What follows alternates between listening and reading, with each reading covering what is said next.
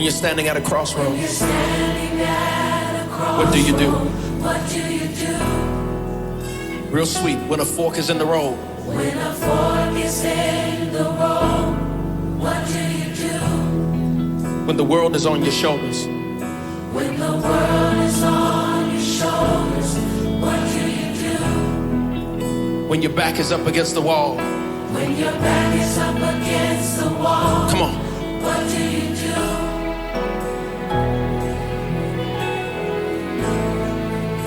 What do you do? What do you do? You hold on. You hold on. And keep the faith. And keep the faith. Tell somebody on your road. Say. Keep the faith. Come on. Tell somebody sitting around you. Keep the faith. Keep the faith. Come on, encourage somebody else. Keep the faith. Keep the faith.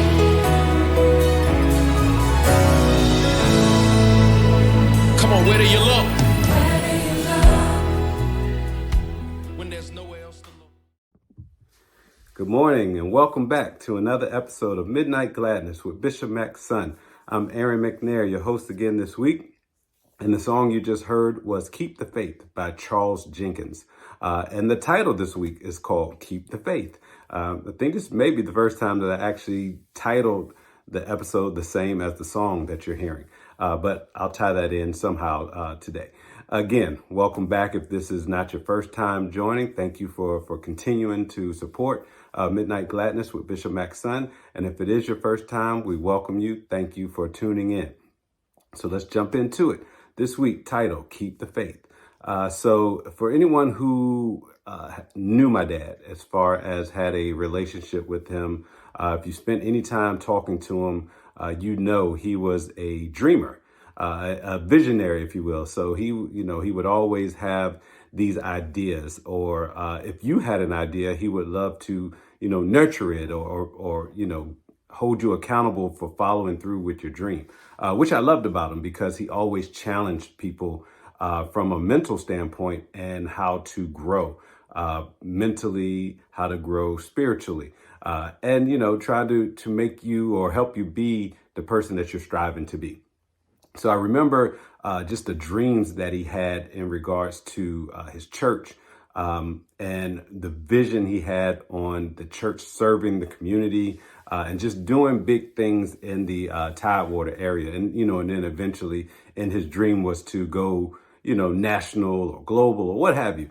But to see, those thoughts and visions when they started. And I remember he would share some of the things with me, and some things, you can't share your dream with everybody, first of all, because there are some dream killers out there who will, or naysayers, if you will. So that's just a little plug for those out there who have big dreams and people are trying to shoot you down. Continue to move forward through your dream. But my dad was one of those people that, he would have these visions saying, oh, I could see it now. And I can't wait until this happens, or this is my vision for the church or the community or my congregation, my pastors, associate pastors, things like that. And I remember one of his visions, and I was like, he would share so many outlandish things with me. Sometimes I'm like, are you serious? Are you playing? Like, because, he was a jokester. But it would be times where he would be sharing a vision and, I probably had that look of doubt on my face or whatever it may be, just, kind of questioning his thought process. And the one thing he would always say, and if you knew him, you'll know what I'm about to say. He especially for men, he would always say, man, you got to have faith, Junior. And he always called me Junior. And he called a lot of people Junior, he had 2 kids. None of us are named after him, but he called everybody Junior as if, everybody was his seed. But nevertheless, he would always say, you have to have faith. Keep the faith. Man, you got to have faith. And his faith was so unwavering that, you just admired it. And, I know I did.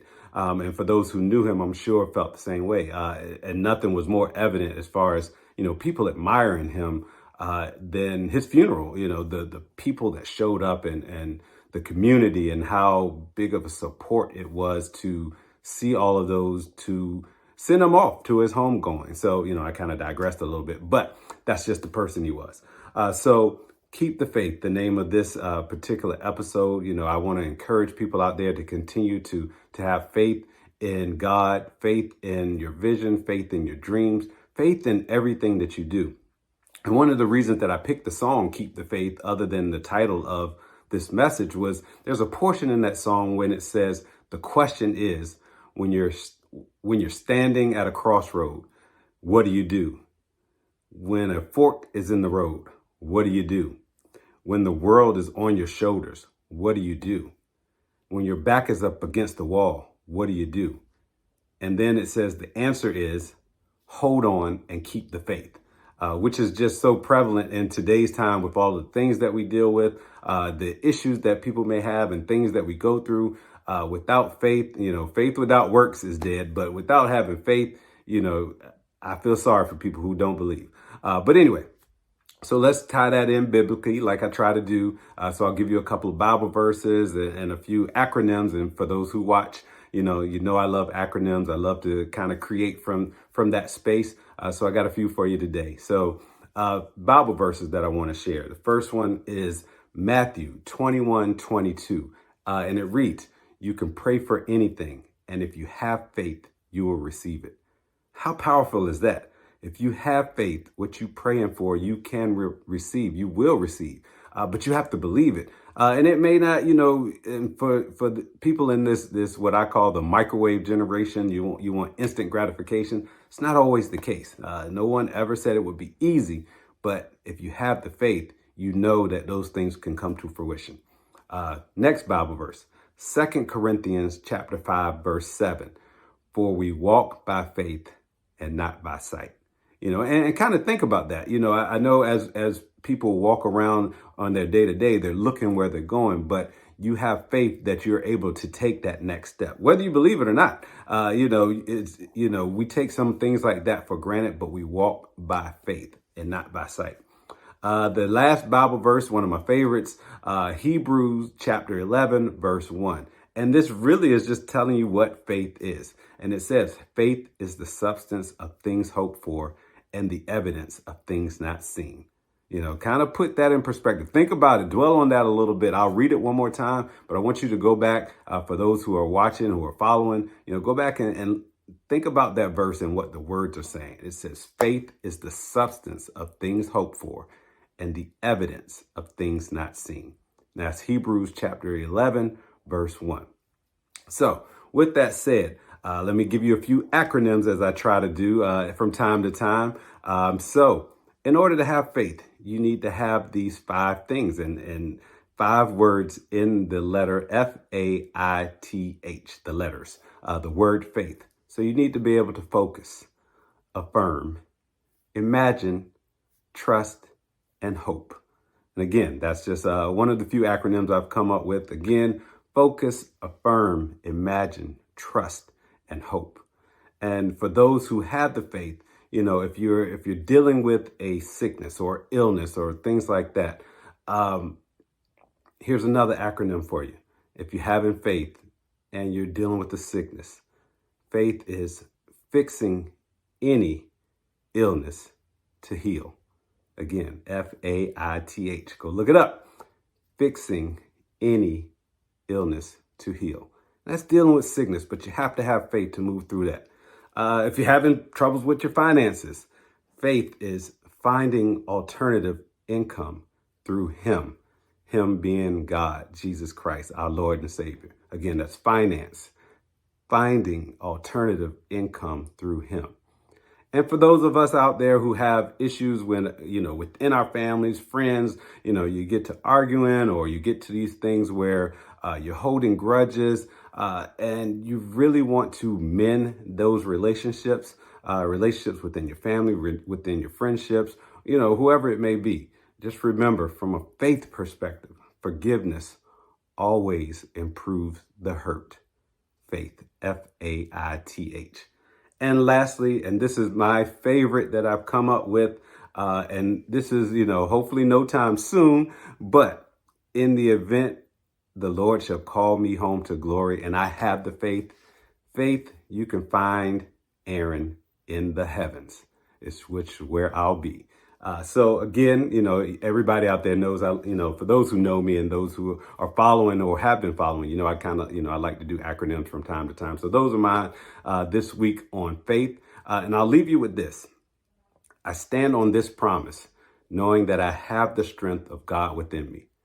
So I not only stand firm in the face of adversity, I move forward with confidence, trusting the faith that emanates from the core of my being to guide, support, and encourage me. I am a messenger of God's love and an emissary for the power of faith. All things are possible. So with that said, I'm so glad we've had this time together. I look forward to our episode next week of Midnight Gladness with Bishop Mac's son. Have a great week. I love you. I love you. I love you. Say, keep the faith. Come on, tell somebody sitting around you, keep the faith. Keep the faith. Come on, encourage somebody else. Keep the faith. Keep the faith.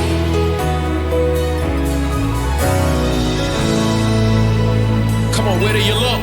Where do you look? When there's nowhere else to look. When there's nowhere else to look. Where do you turn?